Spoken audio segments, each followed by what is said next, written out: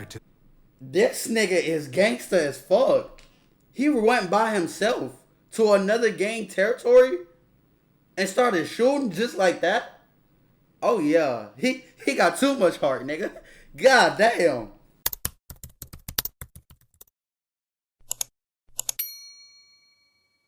Yeah, what's good, YouTube? It's your boy Notjeraldo, and I am back again with another reaction video for y'all, man. My voice is sounding a lot better. I'm not gonna lie.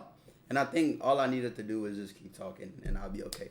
But yeah, go ahead, like, comment, and subscribe before the video even starts, because you already know it's gonna be a banger. Straight like that, you feel me? If you don't do those things, your mom's a whore. I was about to say hoe, but I feel like whore is a stronger word for y'all to get to do what I said to do. You feel me? So if you don't do those things, your mom is a whore. As simple as that. But yeah, today we are reacting to a middle class African joined the Crips. He's killed before 20. Man, if y'all know, foreign parents don't play that shit. You feel me? They want you to be all about your books. They do not play that street life shit. They don't play that gang shit. They don't even want you to have tattoos, locks, earrings, because they feel like all that, it makes you look like a criminal. You feel me?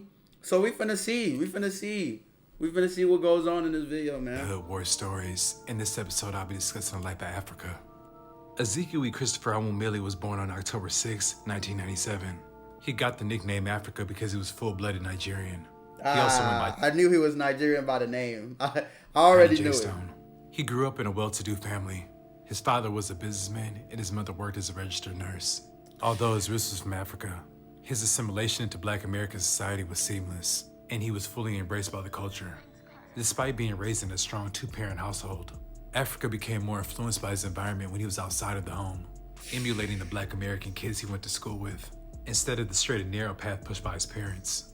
That's why they don't let us have friends. That's why they don't be letting us have friends, because some people like this be following their friends doing dumb shit, bro. If y'all don't know, I'm African, I'm Ghanaian. So I already know like the mindset of African parents.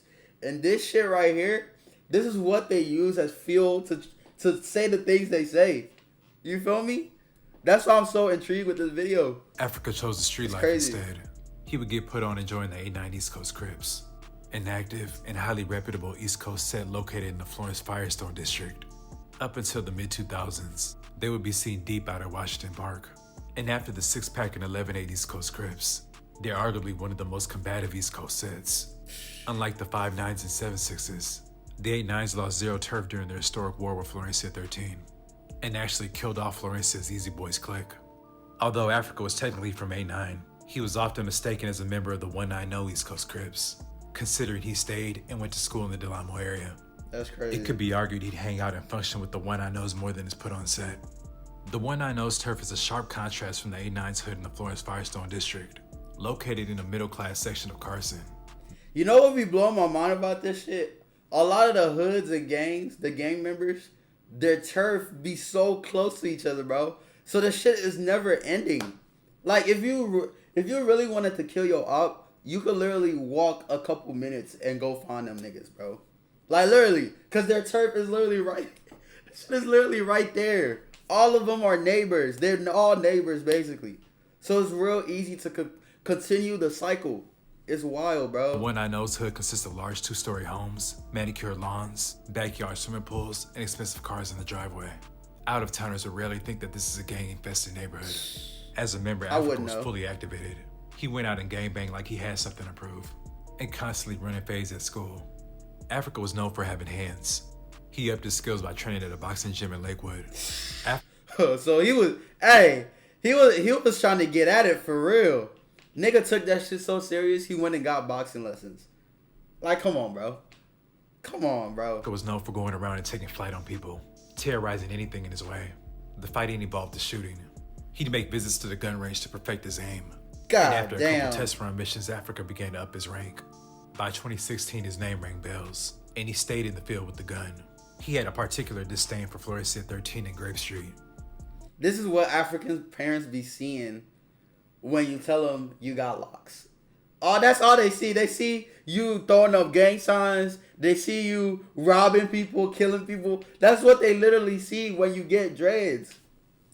Automatically, that's the picture that's painted in their head. It's so crazy, bro. He was mobile and tight with the 5-5 neighborhood Crips.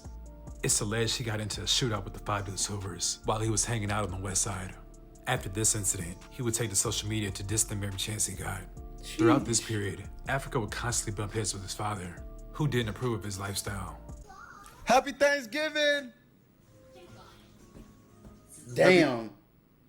Damn. You can tell that nigga is fed up with his shit. He didn't even... Bro, that shit is crazy. Look how he reacted. Happy Thanksgiving! God Happy Thanksgiving, damn. Pop. Outside of gangbanging, Africa was gifted athletically and shown his abilities on the football field. Hey, bastard.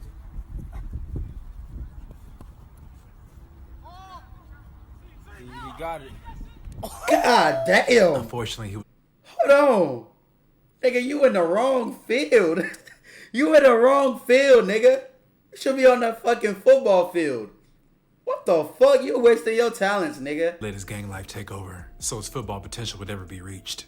In the gang world, his name spread throughout the city, and other top ranks took notice.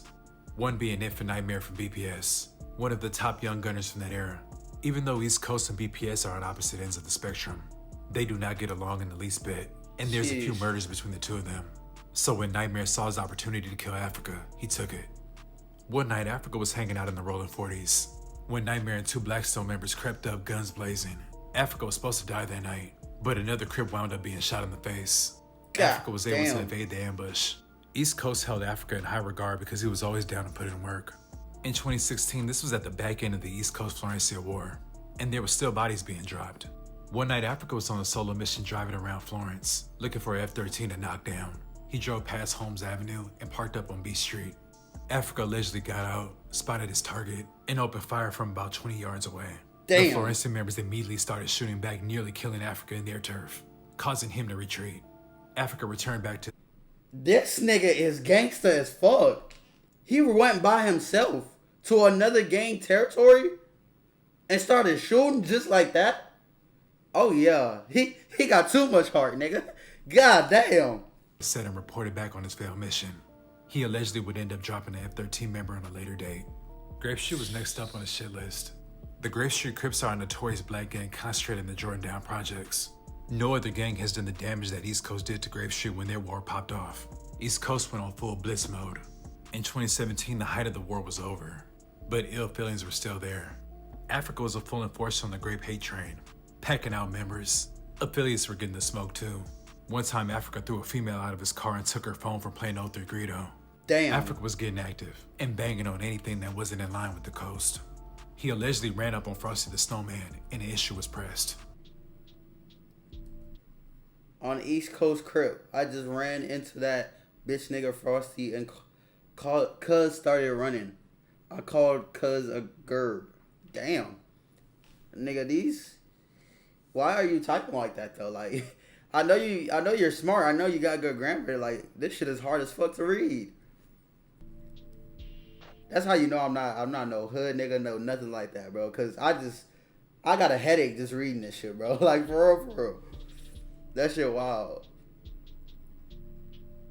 Frosty not even from nowhere.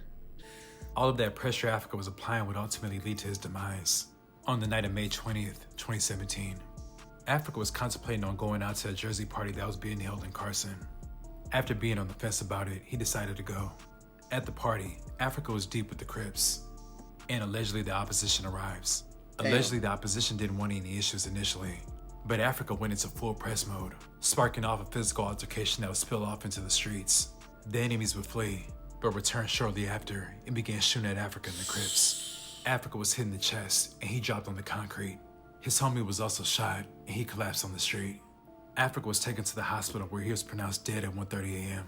Damn. Initially in the report, the gunman was described as a black male in his early 20s. Rumors spread that either Nightmare or another member from BPS killed Africa, but it was confirmed that Nightmare wasn't even there that night. He tried to kill Africa on a different occasion. Sources close to Africa have said that it was allegedly Florencia 13 behind the murder. If you check Africa's Twitter X account, you can see his tweets describing the altercation at the party, sent out just moments before his death, tweeting to a friend that he smacked the opposition so hard he fell in the hood of a car. Damn. And hey, one thing he didn't know how to do is talk shit. I give him that. Rolled off and began running down the block. He then confirmed that they were Florencia 13 members.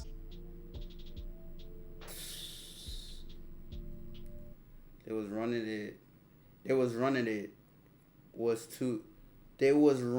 it was too many Crips and yeah, no flower zone. I don't even know what the fuck that means. Africa's family was very distraught over his murder, and apparently his mother would not allow any of his homies at the funeral. Understandable. What? Why would she let them there? Y'all, bro, I understand her fully because y'all took my son. Even though he chose that life, y'all still weren't his friends for real. Like, y'all were doing bad shit the whole time. Like, this is crazy. I understand that. Why would she even let them there? Like, what? That's understandable. His body would end up being sent to Africa to be buried.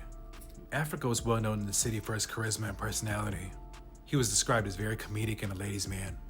And East Coast is still every African man ever honoring his memory. Yeah, baby, I got that fresh haircut and all of that. You see me? Nigerians be funny, bro. I'd like to thank you guys for watching. Please like. Stories like this are so crazy, bro. Because our African parents be using this as fuel, bro. They be using shit like this as fuel to try to tell us what to do. And it's so crazy, bro. But what y'all think? Y'all think that it was right for the mom not to let his friends and stuff come to the funeral or not? Because me personally, I think yes. Do not let them come. I don't even want to see them niggas' faces, bro. For real, for real. So I think she was right. But let me know what y'all think, bro. But yeah, that's going to be the end of the video, man. I hope y'all enjoyed it. Go ahead, like, comment, subscribe. Turn on y'all notifications so y'all know when your boy posts, you feel me? Follow me on all my socials, Notjeraldo on everything. It's real easy, real simple to find. And I will catch y'all in the next video, man. Bow.